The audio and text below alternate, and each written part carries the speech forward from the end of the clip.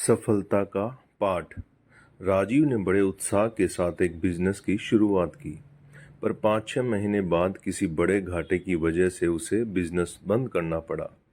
इस कारण से वह बहुत उदास रहने लगा और काफ़ी समय बीत जाने पर भी उसने कोई और काम नहीं शुरू किया। राजीव की इस परेशानी का पता प्रोफेसर कृष्णन को लगा, जो पहले कभी उसे पढ़ा चुके थे। उन्होंने एक दिन राजीव को अपने घर बुलाया और पूछा, क्या बात है, आजकल तुम बहुत परेशान रहते हो? जी कुछ नहीं, बस मैंने एक काम शुरू किया था, पर मैं जैसा चाहता था वैसे रिजल्ट्स नहीं आए और मुझे काम बंद करना पड़ा, इसीलिए थोड़ा परेशान हूँ, राजीव बोला।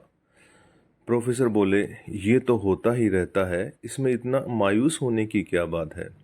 लेकिन मैंने इतनी कड़ी मेहनत की थी, मैंने तन मन धन से इस काम में जुटा था, फिर मैं नाकामयाब कैसे हो सकता हूँ? राजीव कुछ झुंझलाते हुए बोला। प्रोफेसर कुछ देर के लिए शांत हो गए, फिर कुछ सोचकर उन्होंने कहा, राजीव, मेरे पीछे आओ। टमाटर के इस मरे हुए पौधे को देखो, ये तो बेकार हो चुका है, इसे देखने से क्या फायदा? राजीव बोला।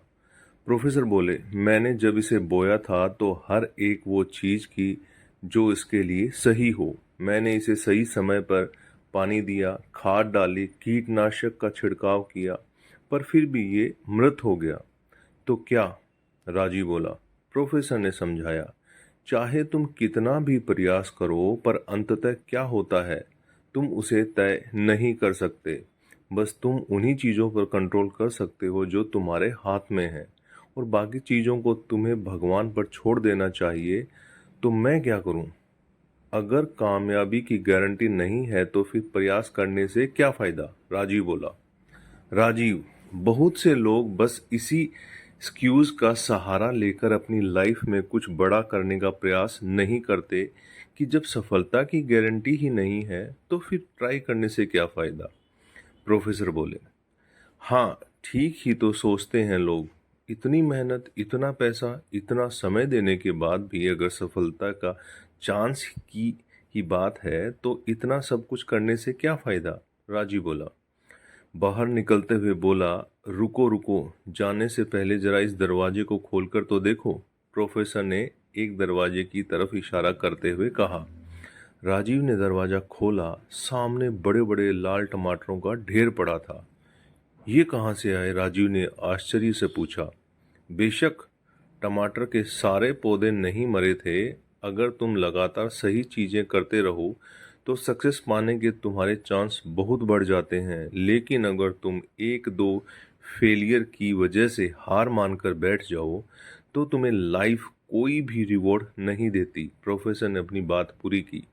राजीव अब सफलता का पाठ पढ़ चुका था, वह समझ गया था कि उसे अब क्या करना है और वो एक नए जोश के साथ बाहर निकल पड़ा।